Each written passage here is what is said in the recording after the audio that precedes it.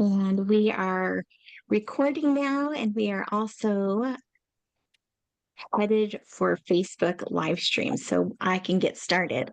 I'm Terry Camerzell here on behalf of Creation Fellowship Santee. Welcome to our sixth season of CFS Virtually There.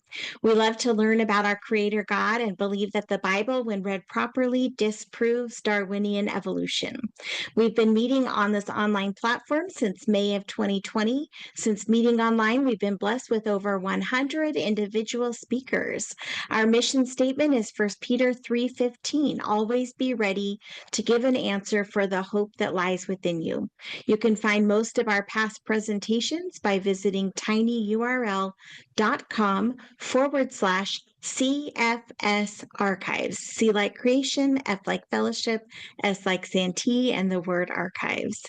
Dr. Douglas Walker is an engineer and researcher. He has obtained a PhD in astronomy with studies at both James Cook University and the University of Canterbury. Some of our members met Doug last September on their creation trip to South Africa. So we have been blessed to have him speak for us and also become friends with him. And tonight he's back to share with us some more of his knowledge of the universe. I'm going to turn it over to you now, Doug. Okay, thank you, Terry. So first of all, I just want to say thank you for everybody coming tonight and listening to this talk. This is really a passion of my heart. It's been since I was a little child. So, and God has brought me through an amazing um, journey to get here. So that's probably should talk about that another time. But thank you for coming. So I've titled this talk "God's Amazing Universe," because hopefully as I take you through what I'm going to speak about the next 30 or 45 minutes or whatever, you'll see that the universe is incredibly amazing, incredibly large. It's just unbelievable how beautiful and amazing it really is. So I'm hoping that some of that passion for that God's beauty and his universe will spill over into you as we go through this talk. Let's see if can I go forward. Hang on. There we go. Okay, so two parts what I want to talk about tonight. So part one is I just want to take us through a quick trip through starting with here we are on Earth and take us through space and time, not time, but space, all the way out to the largest structures of the universe. So, first talked about some distances in space, so we can try to grapple with that. And just briefly look at the solar system. I did the talk I did back last fall was on the solar system, so I'm not going to spend a lot of time on that. But now I'm going to go outside of that into our stellar neighborhood. Then we go into our Milky Way galaxy, and then outside of Milky Way, and finally to the very largest portions of the universe. So that'll be the first part of it, and the second part is just like, okay, so let's look at some evidence, some scientific evidence for both an evolving universe and for a created universe, right? And then we'll conclude here. So, all right. So, part one, just a trip through the starting in the solar system, moving out. So, distances in space. We really don't. I don't think I can't myself. We really don't have a can grasp the distances that we're talking about in space. Okay, and so I kind of start off this I teach an introductory astronomy course online now with Yavapai College, which is north of here in Prescott, Arizona.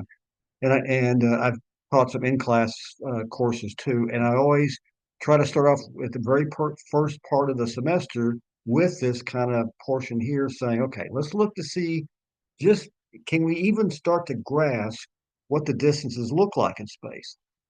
Okay, so let's go back and relate to something we can relate to, and then we'll try to expand it out. So let's take a simple example. You want to drive, and I'm here in Phoenix. I want to go over to San Francisco, right? Take a trip. That's like 751 miles if you go Google Map or whatever it is, right?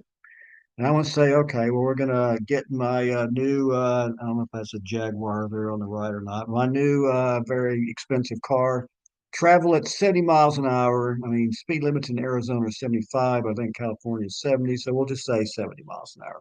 And we're not going to stop anywhere, right? And then they use these examples because, that'll just complicate the example more. So nonstop, how long does it take you to drive from Phoenix to San Francisco? 10 hours and 45 minutes. Well, that's a pretty good drive, right? It's about 6 hours from here to LA. So, that's a pretty good drive, right? Okay, well, let's say you want to turn around and drive to the moon. Well, about the average distance from the Earth to the moon, the average, it's not on a perfectly circular orbit. It's about 251,000 miles. So driving at that same speed is going to take you 150 days nonstop. Like, okay, now you're approaching half a year, okay, to drive to the moon. And the Apollo astronauts, got there in a little over 3 days. So they were traveling quite a bit faster than you are in your car, right? But let's stay with that example. If you're going to drive to Mars, now the Mars average difference from the Earth, and it varies quite a bit in its orbit because we're both orbiting the sun, about 140 million miles. So that's going to take you about 228 years. Okay. The sun's closer on the average, about 93 million miles, about 93 million miles from us. 151 years to drive to the sun. Jupiter further out in the solar system, right? We're talking about, observing Jupiter and its moons, with a small telescope, like Steve's bought. You can see Jupiter's. You can see the bands on the planet. It's a very large planet. And you can see the moons. If you watch it night after night, you can actually see the moon and the moons. That's what Galileo first observed and hundreds of years ago. But if you're going to drive to Jupiter, it's going to take you 595 years. Pluto, which I still consider a planet, okay, outer edges of our solar system, is going to take you 5 millennium. The nearest star, Alpha Centauri, 40,000 millennium. Okay, so obviously you're not going to drive anywhere, right? And so, how do astronomers measure distances in space? We moved away from the miles because that's not going to get us, the numbers would be just ridiculously large, right? So, we do what they call a light year. And it's not a time, but it's a distance light travels in 1 year. Light's traveling approximately 186, actually, I should put 186, 300 miles per second. Okay, if you take that times the number of seconds in a year, so light travels about 5.88 trillion miles a year. Okay, so if you can wrap your head around that, so obviously we'll never get anywhere, driving anywhere, right? Spacecraft even takes years to get out to the outer planets. Right. So now let's look if you're traveling at the speed of light. And there on the left, the Millennium Falcon, right? They traveled multiple times the speed of light, right? They said they could get to the Milky Way center in about an hour or so. Okay, whatever. But the speed of light, now we can get to the moon in 1.3 seconds. Well, it took you 150 days to drive it. Now you can get there in 1.3 seconds. 8.3 minutes to get to the sun. Still going to take you 2,000 years to get out of the Milky Way and down at the bottom down there. It says it's going to take 90 billion years to get the edge of the observable universe.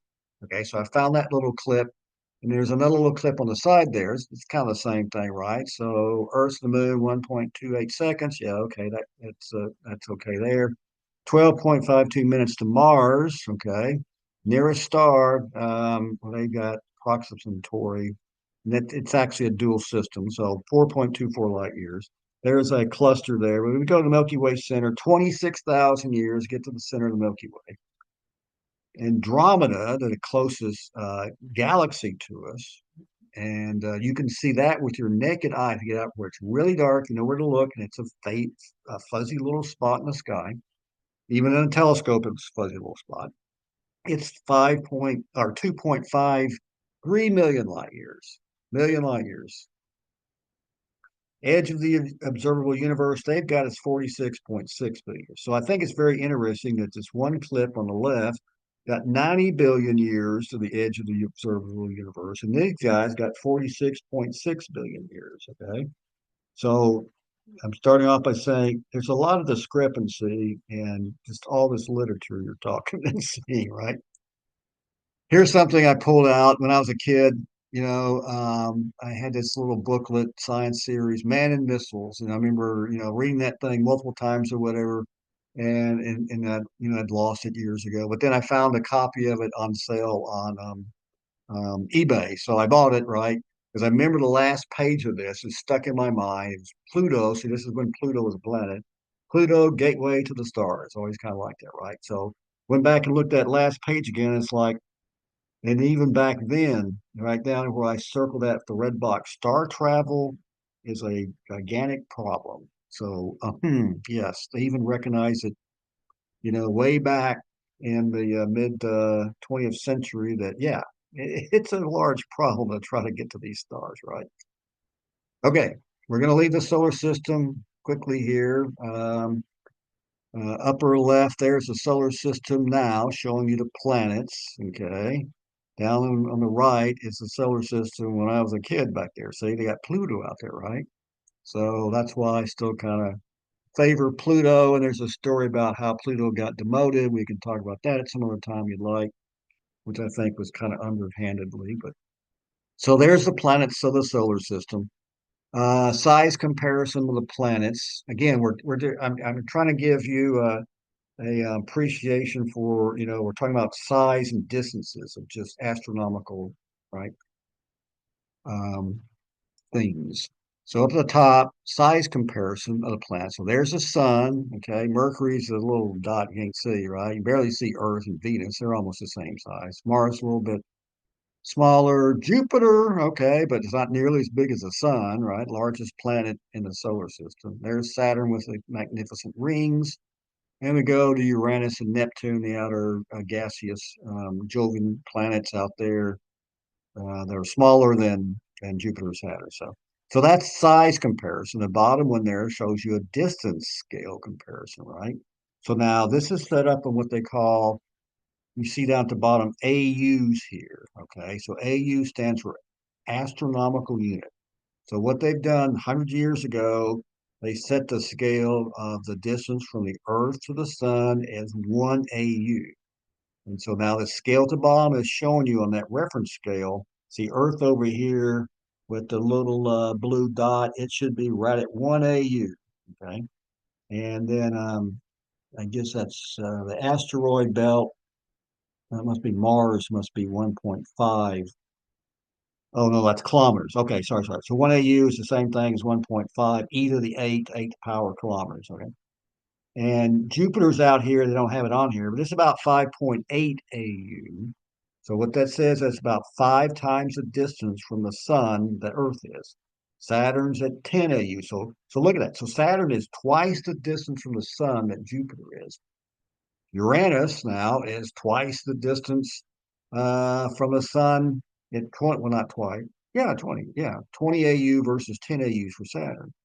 And then not quite twice. We go to 30 AUs for Neptune, and then Pluto's way out there at 40 astronomical units out from the sun. So size wise, it shows you that we are on a very, very small little planet in our solar system, right, compared to this gigantic sun there. And we are very close into the sun compared to all the other planets outside here, rest of the solar system.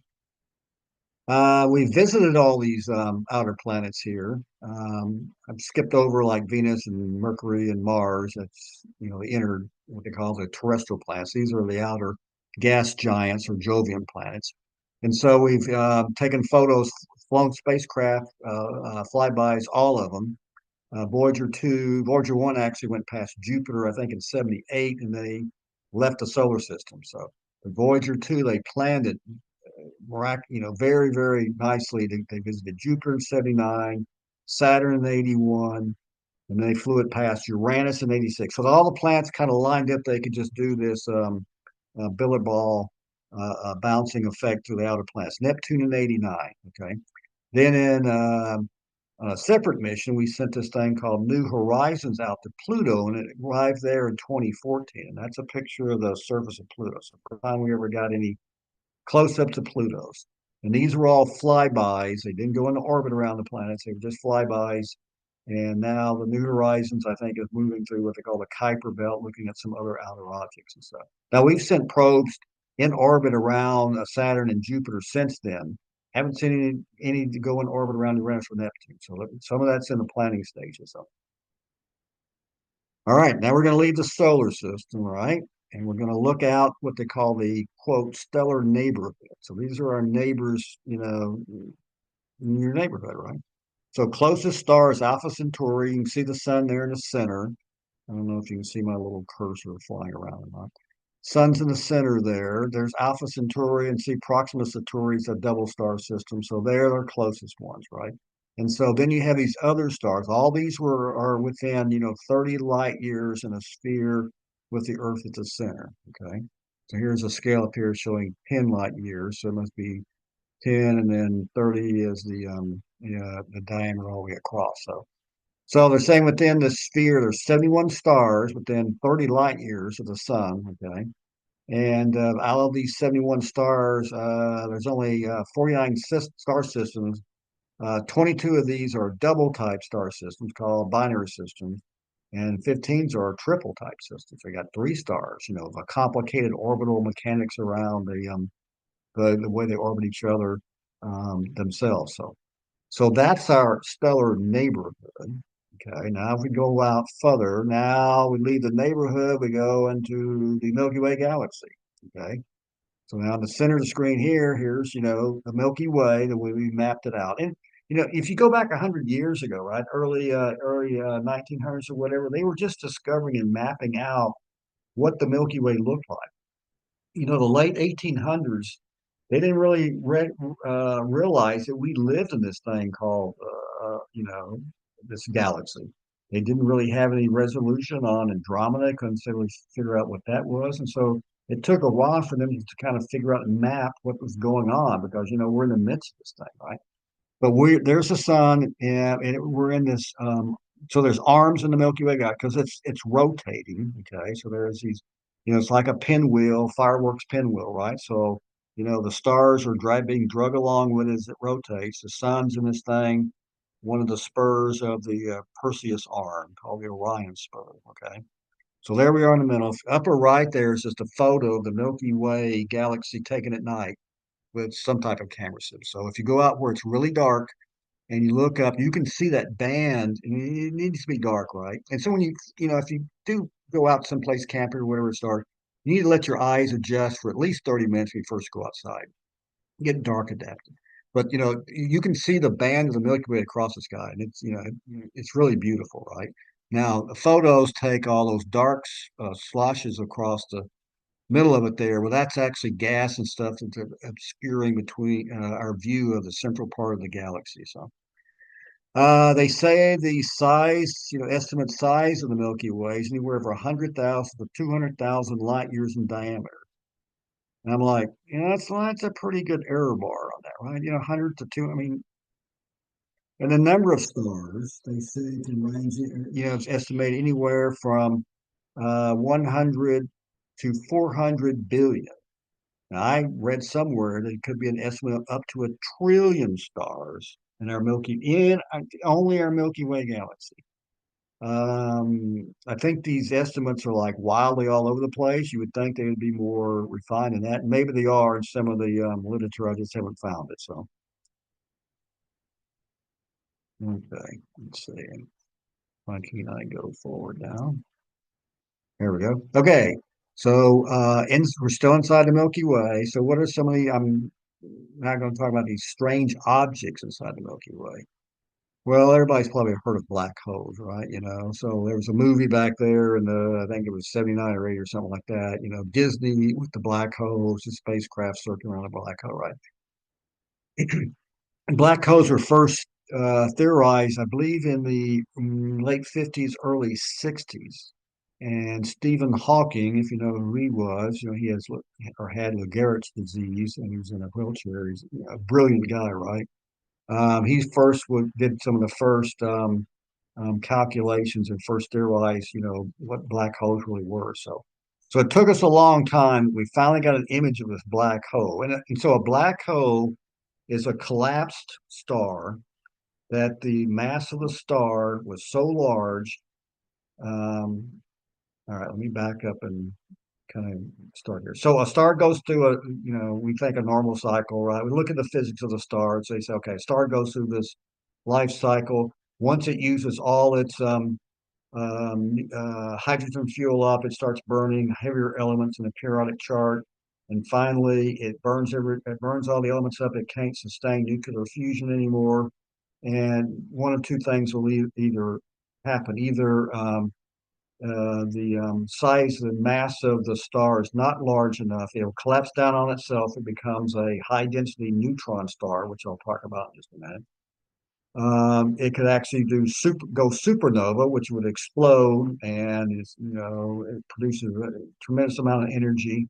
Or if the mass is large enough, and I think it's like 3.5 or 4 solar masses the size of the sun, when it starts collapsing down on itself, because gravity collapses the star on itself, and if the mass is not large enough, then you have the repulsive of the neutrons and stuff in the atomic elements of the mass being produced down that counterbalance the gravity. And so it becomes either a white dwarf or a neutron star. If the mass is large enough, it can't overcome that gravity, so it just keeps collapsing down into this dimensionless point or a black hole. And it's called a black hole because the escape velocity beyond a certain point called the event horizon on a black hole is greater than the speed of light. So light cannot even escape inside this horizon of this black hole. And so it took us years, but there's finally an image of the black hole, and it's at the center of this galaxy M87, which is a picture up in the upper right there. So M87 is a Messier object number 87. Charles Messier was a French pastor, and I believe it's French, yeah, French pastor. And a couple hundred years ago, I need to look at the exact dates. And he had a crude telescope back then. He was looking for trying to discover new comets. So he's a pastor, but he loved astronomy. He was trying to discover new comets, like Edwin Halley and stuff. And so he would come across these objects in the sky and fuzzy blob, like, oh, that's comet. He's like, no, I've seen that thing before, right? Rats. So it's like, I'm gonna start making a catalog of things. So we started cataloging M1 all the way through M110, I believe. Something. So now they're called the Messier catalog list. So this one here was number 87 that he cataloged in this list. So astronomers have finally got an image of a black hole inside that galaxy. Okay, so I'll divert here for a second. This thing's called a Heisenberg-Russell diagram, HR diagram. Astronomers use this to try to plot out what the life sequence is of stars. Now, we all know the universe is only a few thousand years old. So, and it was created with all this appearance of age. That's why the stars can be looking at different ages through the cycle. But if a star went through its life cycle, and the sun's right, where is our sun? Right, should be right there. Well, if you could see my cursor, it's right in the middle where it says lifetime 10 to the 10 years. So they're saying that's how long the nuclear fuel inside the sun will last. And then when the sun uses all its fuel, it's not large enough. It'll probably become a red giant, and it branches off to the right. Says, see those giants up there? There's other stars that we know about that are in that stage. There's Aldebaran, Prolix, Arcturus up there, and you can see those stars in the sky. They can become supergiants above that, like Betelgeuse and Antares, and then the star will burn itself out and go down to the lower left in what they call white dwarfs.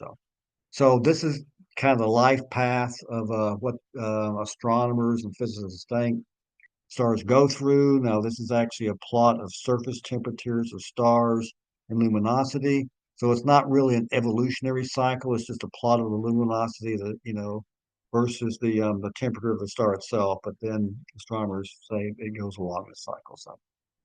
So I wanted to show you that because as stars go off and they collapse back down, some of these things become very dense and they're called neutron stars, which are basically made of neutrons out of the atom, right? So basic atom, it's all these subatomic particles now, but basic atoms, protons, neutrons, electrons. These things are leftover cores from exploded stars from supernovas. And some of the densest objects in the universe. These things are called neutron stars, and they have different flavors of them: magnetar, pulsar, or you have a magnetar plus a pulsar. So pulsars are very interesting, weird objects. Let's see if we can make this thing here work. Will it come up? You guys see that flashing in front of you there? So this is illustration of a pulsar. and its magnetic field, there's energy being sent off along its axis, along its magnetic field. And so it happens to be oriented just so that that energy flash is shown to us, right? And so we can watch this thing and you can see that the intensity of the light increases and decreases. So that's what that thing is doing there. And so these things can rotate rapidly, anywhere from a few seconds into milliseconds. And they've started talking about using pulsars that they've found that rotate extremely fast, as using them as timing devices, ultra fast clocks, weird objects. Other strange objects inside the Milky Way galaxy was a thing called fast radio burst in radio astronomy. So we haven't talked about this. There's different areas of the spectrum with astronomy, right? So optical astronomy is what you see optically visible, right? And that's what I am, as an optical astronomer. There's radio astronomers, right? Because we're receiving all these radio waves from all these objects in the sky. And so radio astronomers use these big, huge, large telescopes because the wavelengths are a lot larger than the optical wavelengths, and they can map out objects in the sky with radio. And so this fast radio burst is a pulse ranging from just a fraction of a millisecond, okay, to an ultra fast radio burst that's an ultra fast radio burst up to 3 seconds. So they're caused by some kind of high energy astrophysical process not yet well understood. So as you go through here, you'll see, hey, astronomers don't understand a lot of this stuff, do you? It's like, no, there's still a lot of unknowns out there. So these things are called fast radio bursts. The upper one's called this thing's a tabby star, and they still don't understand this thing. Now this is it's about 1,500 light years away. All right, we know how to gauge distances now. It's a 12th magnitude star, which you can't see with your naked eye because you can only see about 6 magnitudes down to the naked eye. But with a small telescope, probably Steve's telescope, you just probably could pick up this star. And it dims randomly, anywhere from 5 to 22% for days at a time. They don't know why yet. They're still trying to study it. And irregular fluctuations were detected in 2015. So it's not very long ago, right? Other objects, quasars. I always like quasars. Quasar is really a contraction of quasi-stellar radio source. These were first identified in the late 50s and early 60s as sources of high intensity radio emission. And when they first started detecting these things, they couldn't find out what was going on. They couldn't see anything. Okay. Finally, they got the telescope systems, advanced enough to identify the images at visible wavelengths, and they resembled as faint starlight points of light. So, and it wasn't until we got, Hubble telescope up there that they found out that, oh, these things are actually looks like quasars in the center of galaxies. And I remember as I was a kid, I used to watch this old show called The Outer Limits, and there was this one show on there. The guy was talking about these quasars. You know, source of energy. We have no clue about what they are or what they're doing. So we know more about them now. So, but puts out tremendous amount of energy. Here's a black hole. I didn't know about this guy until I started putting this talk together. Called Tong 618. And this is supposedly the size of the black hole. Okay, so now I've got the solar system right inside of it, right? Remember, we went to the solar system. It's going to take you, what, 5,000 years to drive to Pluto, so it fits inside the solar system. We'll look at the size of this thing. So that supposedly is the size of this black hole. Um, 10.4 billion light years away. Okay, long ways there, right? So again, they think this is they say it's a black hole that's producing a tremendous amount of energy. And you can actually if you've got a nice enough telescope system, you can probably image this thing, because there's an image in the lower left down there taken by this thing called the Sloan Digital Sky Survey.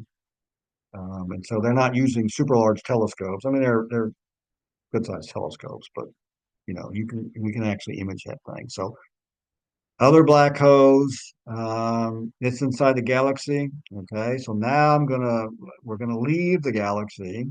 Okay, we're gonna go call the local group of galaxies. All right, we talked about Andromeda. So Andromeda, M31. So now Messier found that guy before he found M87, right?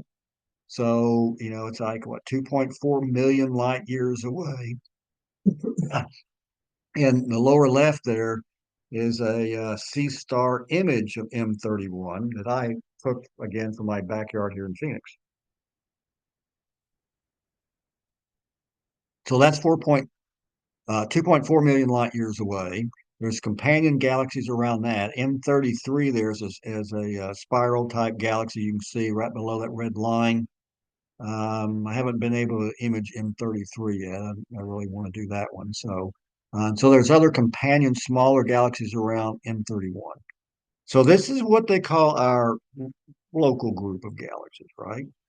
All right. So now we're going to move out a little bit further. Now we're doing the local group of super galaxies, are actually what they're called. So now we have this thing called the Virgo supercluster. Okay. So images on the right, talk about those first. So in the top one there's over 700 galaxies appear in this image of the Virgo cluster. So a lot of those little dots there are galaxies. Okay, and identify them, they're not stars. They look like stars, but they're galaxies containing who knows how many stars each. Right. And then bottom there is M81 and M82, which again, Messier M81 and Messier 82. So those are little blobs you could actually find with your smaller telescopes. So that's a very nice image of both of those in the same image. So then if you go to the left, we're looking at that diagram of the Virgo supercluster, right? So the local galactic group, which we just got through talking about on the previous slides, they're red in the middle, right? So that's our local group. Milky Way is in the middle of that. So now these are clusters of galaxies, okay? And there's not a scale on here. As we go out millions of light years away, there's clusters of galaxies, right? So there's that big, large blob there on the right. There's the Virgo cluster, okay? So this whole thing's called the Virgo supercluster because the Virgo cluster is in there, right? Upper right's a Virgo two groupings, and then you have the Leo groups at the bottom, and it just goes on and on, right? So this is, a grouping of superclusters. All right, now we're going even further out, if you can even imagine it, right? So now we're looking at what they call, a large scale structure of the universe. So if we go map all these clusters of galaxies, not individual galaxies, but these clusters of galaxies, and map it on the very largest scale that we can with our largest telescope, we get something that looks like this. So Milky Way, all the way back down there in the center, can't even see it, right? So there's the Virgo cluster, that we just got through seeing on the previous slide. Then that kind of structure kind of moves up to the upper right there, thing called NGC 5419. That's a specific group of, I believe a specific group of galaxies over there. NGC stands for New Galactic Catalog. Okay. And sometimes the Messier objects, I mean, they also have an NGC number, but you'll just see most of the time it's M something if they have that. So looking around this thing, toward the bottom's a Hydra cluster, Cancer cluster all the way down at the bottom. The yellow areas and that little key to the right are huge voids that we look out into space and we really don't find anything. We don't find any stars. We don't find any galaxies. We don't find anything. Tremendous distances of just nothing but void. Now I say that you go back about 20 years, I guess, when the Hubble Space Telescope, well, there's a scale at the top, 100 million light years. Go back about 20 years, the Hubble Space Telescope there was this void where they couldn't see any stars. And I have this really old book somewhere in boxes around here somewhere. It was around the turn of the early 1900s. It was an astronomy book, and it talked about sections of the sky that were just void. There was nothing there, just black areas, right? And so the guy who ran was responsible for the Space Telescope tasking and all that. He had some discretionary time, director's discretionary time, so they turned the Hubble telescope to one of these void areas, right? And it's called the Hubble Deep Field. So you can go Google that after this. And they just imaged it for hours and hours. And they look at the image, and then this area they thought was like void and nothing there, it was full of galaxies. They were just all shocked, like it's just things full of galaxies. So all these void areas, maybe there is a bunch of stuff there we just can't see it currently. So that thing's called a large scale structure of the universe. So here it is, also, these are some surveys done, mapping that out. You can see kind of structures and stuff in there. When they start talking about these tremendous distances, they jump from light years to redshifts because, uh, you know, um, expanding universe, uh, things further away, they're shifting toward the red end of the spectrum with spectroscopy, so they'll use red shifts instead of light years a lot of times to describe the distances. So if you look at the universe on the very largest scale, this has this structure to it, and it's got these void areas where it's just like nothing out there. So again, I mean, it's hard to even try to imagine something like that. Right. I want to take just a second and go on a side note here. So I'm not a professional astronomer. I've done, as Terry said, I was an engineer career and stuff like that.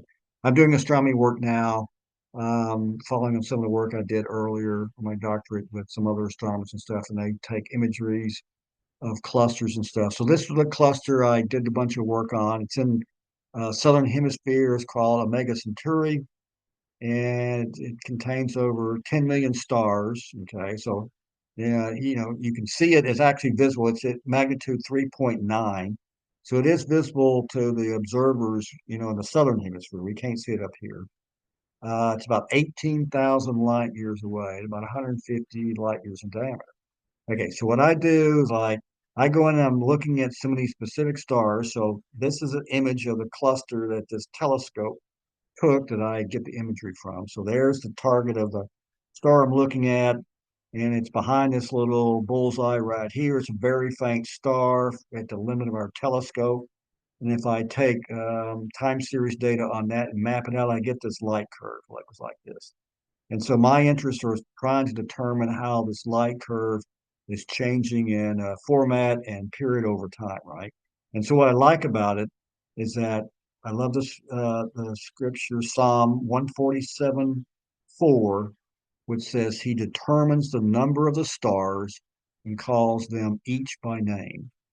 So all these stars, I mean, there's what?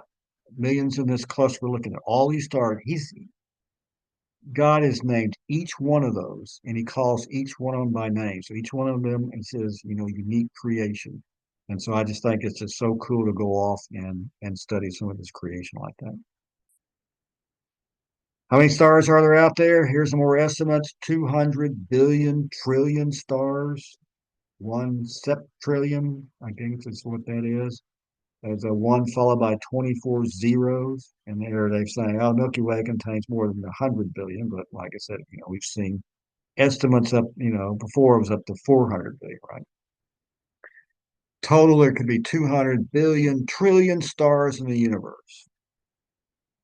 Again, can we even comprehend that? I can't. And, that's approaching the national debt, right? Okay, Not even close. not even close. I know it's pretty bad. Psalm 19:1. The heavens declare the glory of God. The skies proclaim the work of his hands. I love that scripture too. Because when I look up there at the night sky, that's what I see. Okay, so now let's go on and talk about, okay, how all this came about, right? World has their view, we have ours, right? So secular world, uh, scientific theories for how the universe came about. And at the top there, the Big Bang. We'll talk about that more in a minute. Some other ones, steady state universe. And there's reference points. We won't go through all the references because we'll be all night. But steady state universe, actually, that was more popular than the Big Bang theory when I was a little kid. So what was that one? It's like, oh well, you know, the universe is constantly expanding because back in the 60s, all the evidence they had was like we have an expanding universe and we don't see it slowing down or speeding up. And so where does all the new stars and stuff come from? It's created out of nothing in the center and it expands outward. But it's all steady state. It just goes on forever and matter comes from nowhere and they say, and you believe in God? I'm like, you believe in that? Quantum fluctuation theory is another one where it's like that's down at the subatomic level, internal inflation.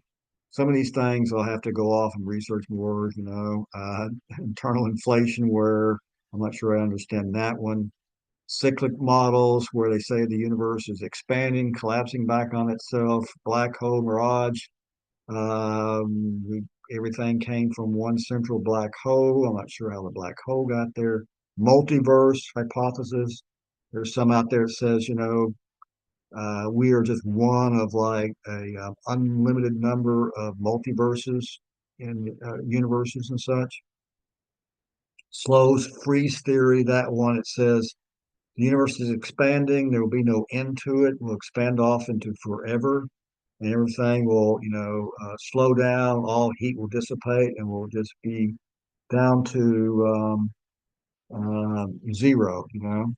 Temperature Kelvin zero, in sometime in the distant future. So, all right, Big Bang. That's the most popular one, right? No, not the television show there, right? Everybody's watched that, right? So, Big Bang Theory. So that's all you hear, right? Secular newspapers, popular press. That's all they talk about. Those guys at the top up there, right? Sagan over there on the right, he's gone. It's funny, but I read this article. I'm always going back when I was a kid. You live long enough, everything's in your past, right? Um, Reading an article about Carl Sagan, and he was alive back then. And he said something. This was like in Parade magazine and Sunday papers. And he said, um, by observing the universe, he saw has never seen any indication that of a creator God. And I thought about when I read that, it's like, how can you say that? Everywhere I look, I see the evidence of a creator God. But he took the opposite position. On the left over there is Neil deGrasse. He's a guy now. He got television show. He's kind of he thinks I guess he's a follow on to Carl Sagan. I don't like him. I don't watch him. Lawrence Krauss there in the middle. This was a distinguished professor here, atheist at Arizona State here in Phoenix. And when I went back to look him up, it said, oh, he was forced to retire a few years ago because of sexual complaints, assault or whatever against him from multiple schools, not just ASU here. So I thought, that's really appropriate for a scientist, right? So that just kind of tells you the background here. So Big Bang, right? Most popular one.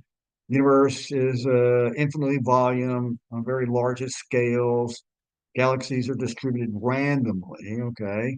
So, and I've underlined this. So this is an unproven and unprovable assumption. It's this cosmological principle that it essentially states that the universe is homogeneous. No matter where we look, it always looks the same. Isotropic, looks identical in which direction we look, and the laws of physics are everywhere. So they base all this theory on something that's unprovable, and you cannot prove it. Okay, but they'll go around stating it as fact. And without these assumptions, this Freeman-Lamarck solutions of general relativity are invalid. So all these assumptions are based that the Big Bang is what the Big Bang cosmology is rest on. So these are just top 10 scientific flaws with the Big Bang. This thing called the horizon problem is something to do with the universe is not isotropic in all the different directions, and it's just some complicated mathematical models. I don't really want to make my head hurt. Static universe models actually fit observational data better than expanding universe models. See, I'm an observational astronomer, and that's why I'm like, show me the data, show me like that light curve. I can see that, I can measure that, right? And so if you go look at observational data of the universe, the static universe models are kind of like the steady state models, fit better than expanding models. Well, wait a minute, that doesn't fit with the Big Bang.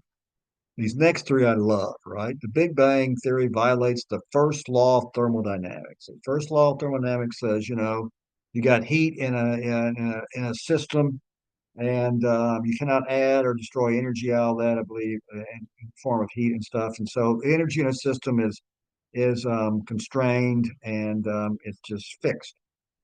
Second law of thermodynamics says that everything in the universe is going toward more randomness, and they call that empathy. Empathy, and the measure of it is greater than or equal to zero. It says everything is either in a stable state or it's degrading.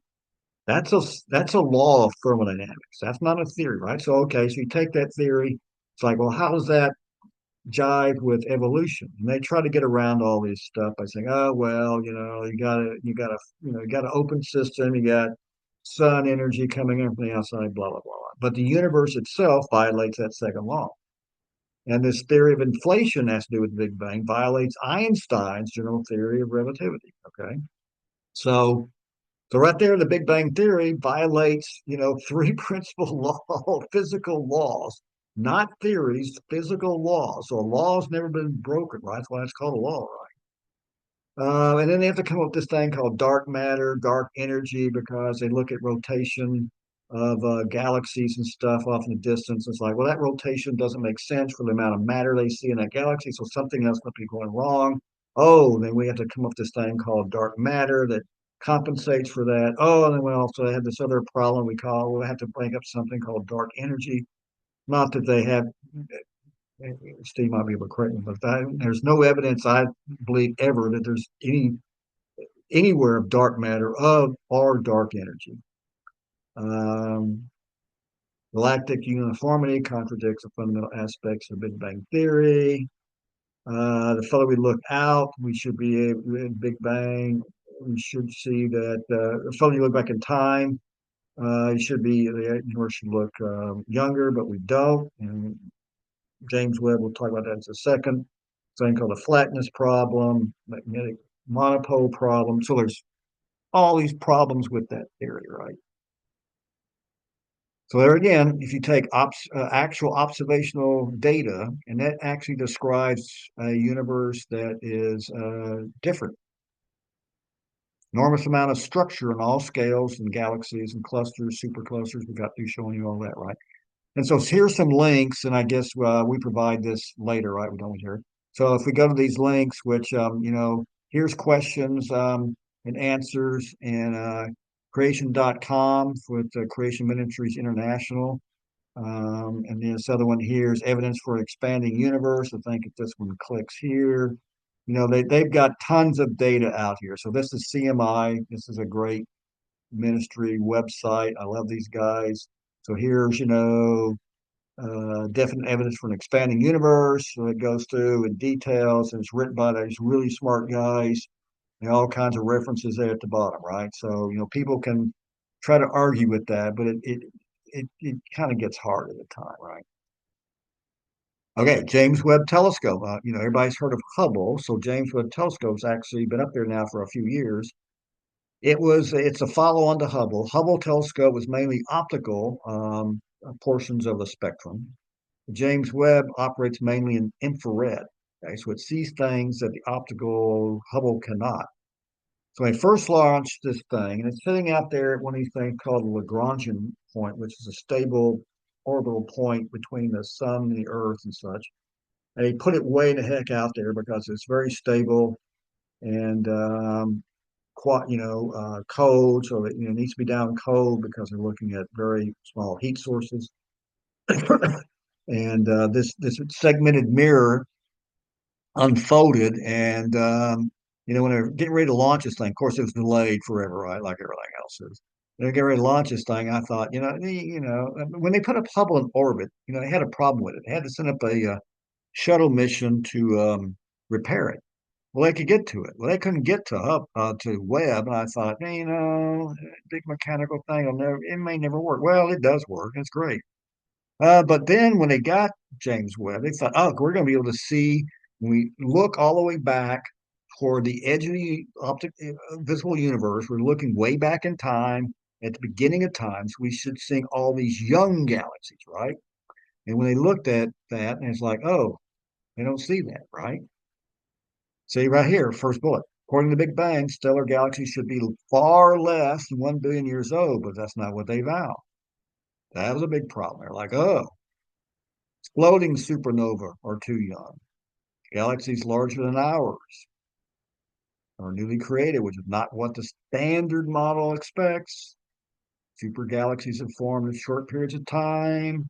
And according to this other theory, the universe should collapse on itself to compensate for this magical dark matter. Here we go, and dark energy are invoked.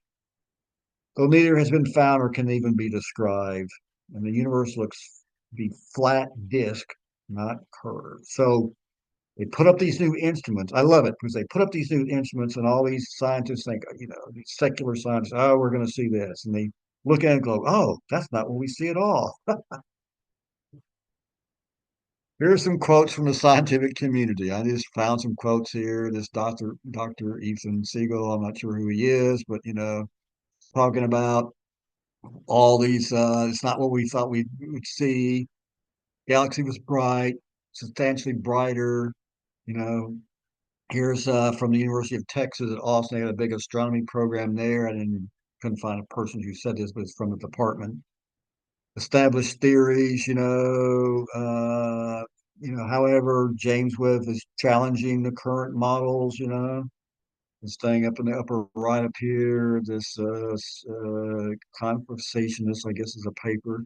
Earliest galaxies form amazingly faster at the Big Bang as they break the universal changes age. This guy here from the University of Cambridge, surprising findings from James Webb. So just and then this next one here, here's you can think, well, those guys just make comments, right? They can make off the cuff comments, right? But scientists are not really serious about James Webb and blah blah blah, violating the Big Bang.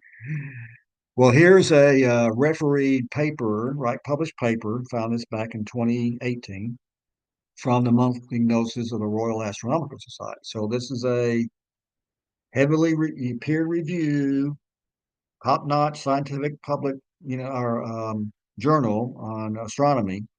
And so observations contradict galaxy size and surface brightness predictions that are based on the expanding universe. Interesting, huh? All right. So what about evidence for a created universe? So here's links down here. This goes on forever. We're probably don't want to take, yeah, we're already into an hour, right? So, but if I real quickly, well, first of all, this guy here, Dr. John Hurt, he's in Australia. He writes a lot of these articles. He's with Creation International, and he made a comment here, right, which I thought was good. What I really find amusing is the way people from various other fields of science often quote the Big Bang as if it's set in stone. Okay. Uh, Links here, creation.com, right? Go back to this guy here, positive case for creation. And so, here is talking about different evidences for God, design and nature, young age indicators. This is more than just astronomy here. So that's one there.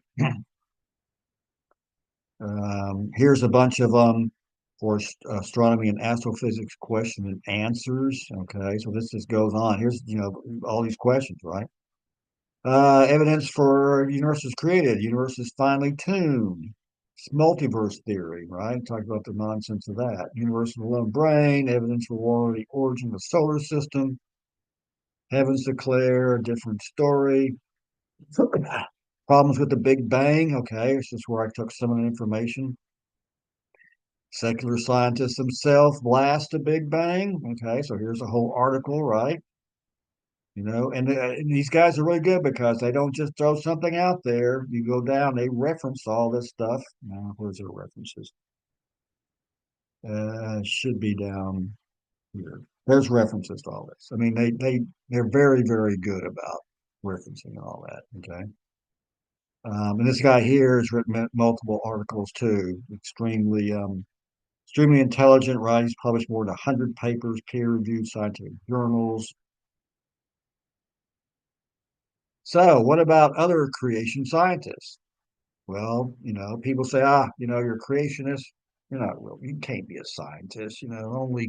Only people that believe. You got to have some crutch or whatever, right? Well, if you look in the past, Isaac Newton. That guy was a pretty smart guy, right? I think he probably considered the one of the greatest scientists that ever lived. He was a creationist.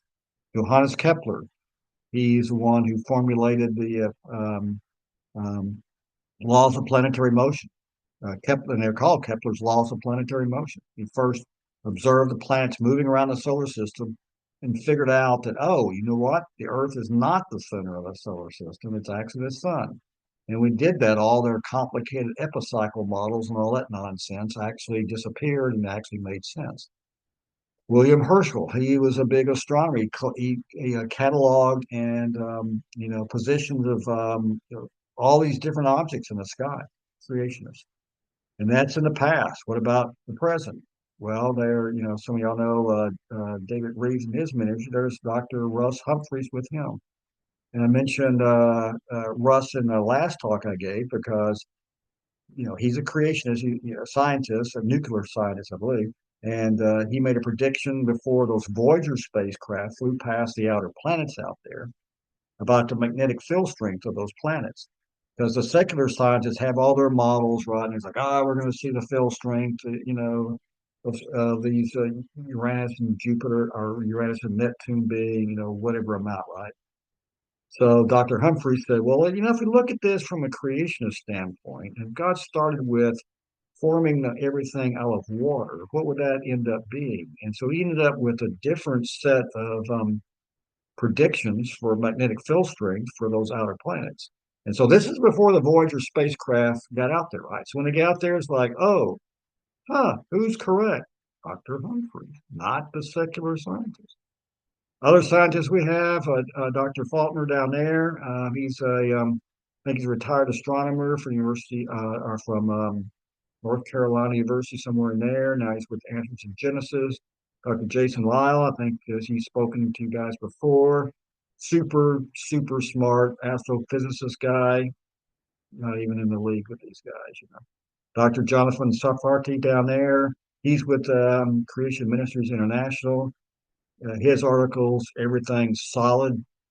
Um, I think I read something where he's like a chess master. He would go play like several different people chess games at the same time, not just one person. He would take on several people. So, all right. So, should we conclude from this? What do I want you to conclude from this? Right. So, here's these epicycles, right? So here's back when they thought the Earth was the center of the solar system, right? So all the planets they have retrograde motion. They observe that, right? So they try to figure out, well, what are the planets doing to show that motion? So they had all these complicated cycles. So all these complicated models that resulted in wrong predictions. So I'm saying just as the ancient astronomers came up with all these elaborate, complicated explanations to describe their planetary motions, they had the wrong model. Modern astronomers are doing the same thing. They come up with this Big Bang theory, has all these problems. They try to patch it up all over the place. It gets more complicated, more complex, right? They just have a fundamental misunderstanding of what's going on. So what I'd like you to, nothing else, take away from this talk. Don't ever let anyone ever make you feel uneducated or ignorant because you believe in the Creator God.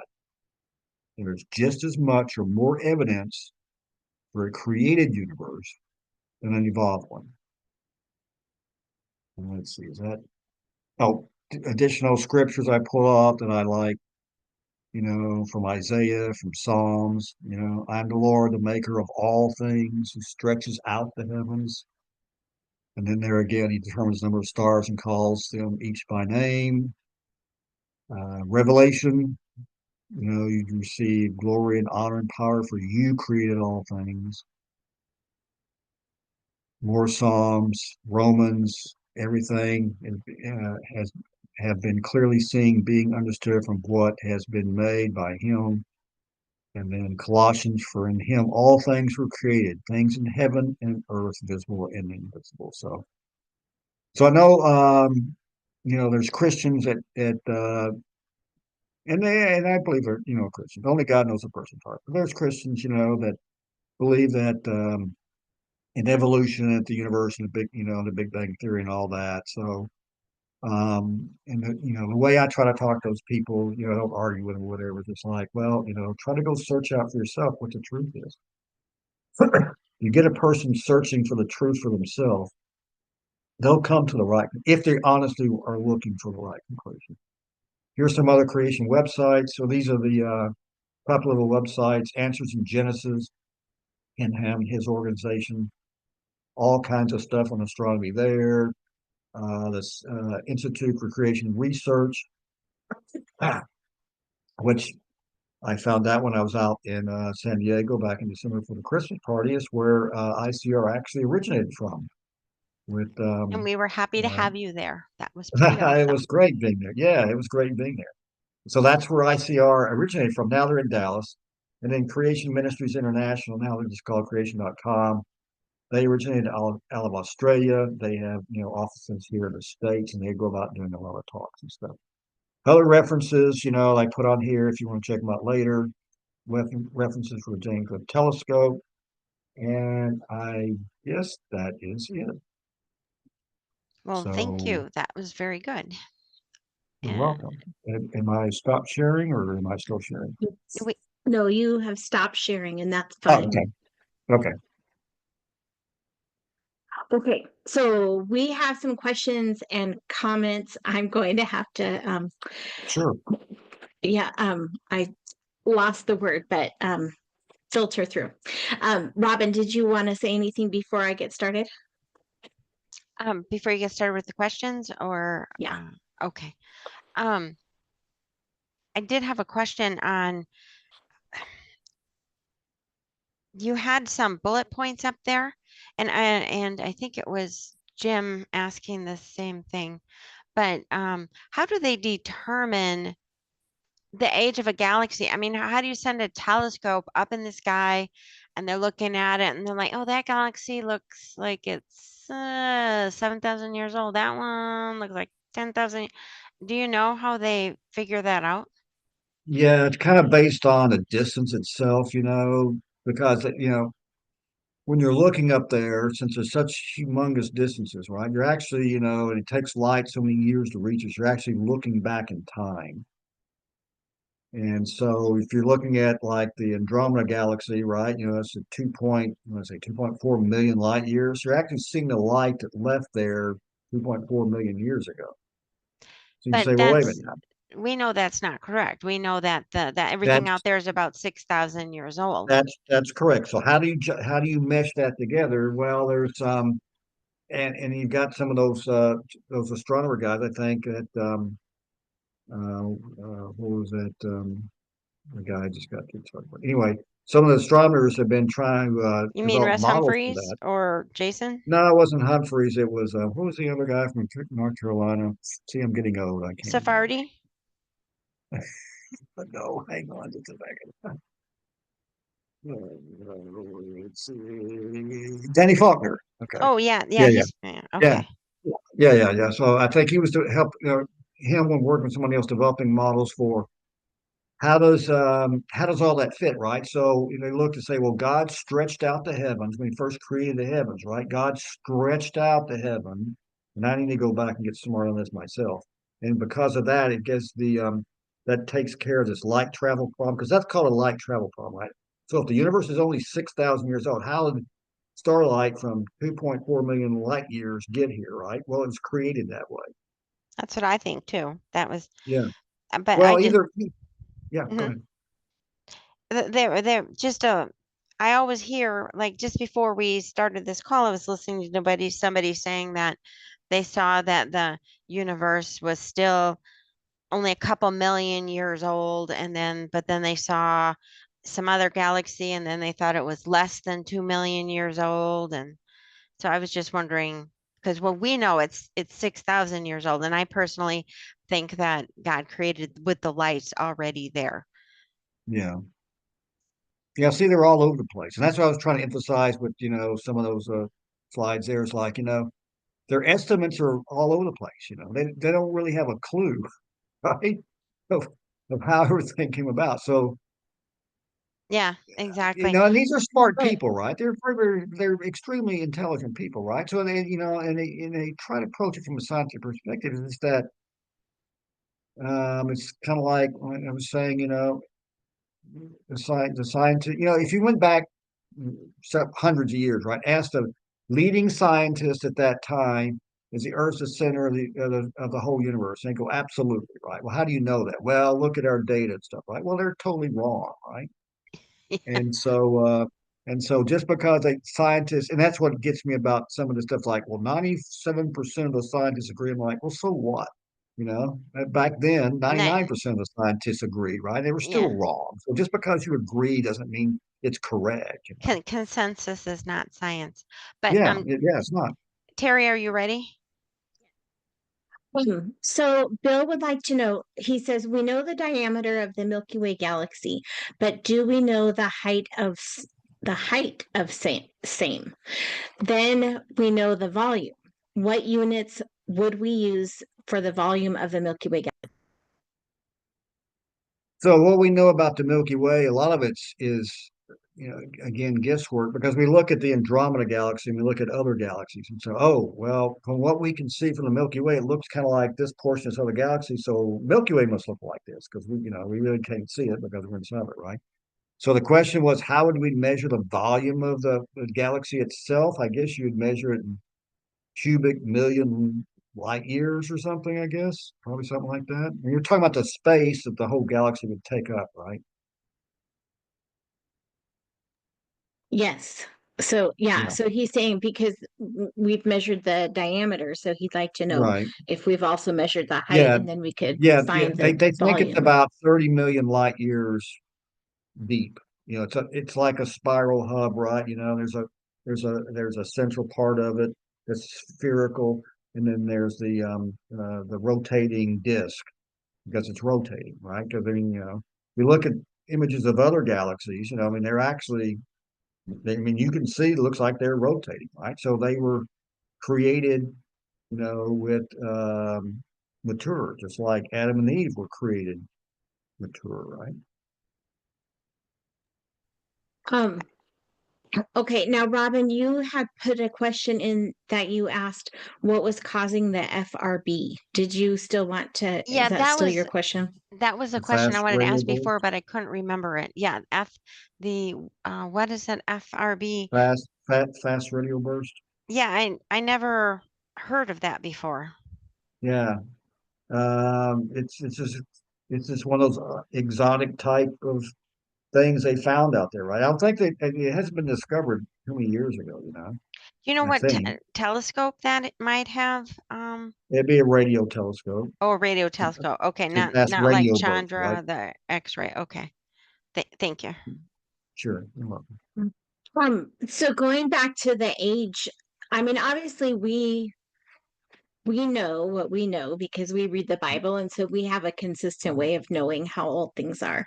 But for Right. these scientists who are kind of just, it seems to us like they're just making it up as they go, but they must have some kind of, right, the consistent way of determining the age. And so Jim is asking, some of them you refer to as newly created. So do they really use the word created in the literature that you read? And then Oh, also you mean some of how, these other scientists? Yeah, and then all like because Um, sometimes people who don't believe in creation use the word creatures, which right, right, obviously we know what that means, even though it right, doesn't seem like they understand what they're saying. But right, right. sometimes even they'll say these are newly created, maybe they mean newly formed. But Mhm. how do they know that they're new? What is telling them that they're new? What is causing them to believe that? I guess is the question. You're talking about now about back to like the age of the galaxies and stuff, you No, know? no, the newly formed or newly created, like stars, things that they say it's newly created stars. Oh, How do they know they're yeah. newly created stars? I Well, because so this kind of goes back to what my talk was last time. I was talking about, okay, how do we know that these stars are created, right? So they'll show you these, images of these gas clouds, and there's a star in there, right? And like, oh, it's obvious, right? They'll say, oh, it's obvious the star is being created as we watch it, right? And I'm looking at it going like, no, to me it looks like a gas cloud with a star shining through there, right? I mean, prove me wrong, right? So. Uh, I don't want to say they grasp for straws a lot of times, but that's what it seems like, right? Because they're so hard in their position that the universe had to come about by a natural process. It cannot be a creator, right? And so we can't even look at that, right? We got to be blinded to it, and we're going to do everything we can to contradict that. So well, I yeah. So hear stars are formed. Stars are formed in these gas cups because they're trying to figure out how this stuff came out. It's like, oh, well, the universe is billions of years old. Stars are formed, right? I mean, we've got stars all around us, right? So are stars actually formed? How did God create the stars to begin with? Did he create them? Well, he created them in 6 days or the fifth day or whatever it was. And, I think it was the but, fourth these day. supernaturally, what's that? I think it was the fourth day. Was it He the made fourth day? Oh, he made the stars also. yeah. Okay. And so did he create them out of these large gas clouds, I mean, he could, right?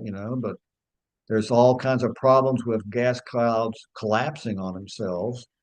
They can't really demonstrate that in the laboratory. Where can you get enough gas or whatever that collapses on itself that you can get a fusion reaction? Well, that's what they say happens, right? Well, But yeah, I think a lot of it they just I hear so many different stories, but I'm sorry, Terry, keep going. I've filtered through all of the comments. There's a lot of banter. So I think that there's only maybe a new question just popped up, but there's one that okay. I'm pretty sure Jeff was serious about, although he put some jokey things in there. So, but he asked, Okay. what is the flatness problem? Does that sound like a legitimate question? Yeah, that you had some bullet points up there, Doug. Yeah, I probably should take that out so you won't ask about it, right? So the flatness problem I think has to do with I'm trying to remember now. I think it has to do with The Earth is flat. the well, the universe, if you look at a large scale, something that has to do with it's not structured. It goes back to that structure problem, right? It's too flat. Either it's not flat enough or it's too flat. I probably need to go back and research that. I Now think it you're was seeing your how they were looking at it. Isn't that what and you had some verbiage about it, and I was trying to um decipher it, and it was I think it's how they view it through that telescope that it looks I don't know either. I can't remember what you had flatness up there. problem, also known as the oldness problem. Oldness, yes, because I took offense to the oldness. No, don't take offense. Cool. Rob has a question. He's asking, have you heard any speculations about how the fall, like the fall of man, the curse, Yeah. impacted the speed of light and other aspects of how old things are? And then did the fall result in stars exploding?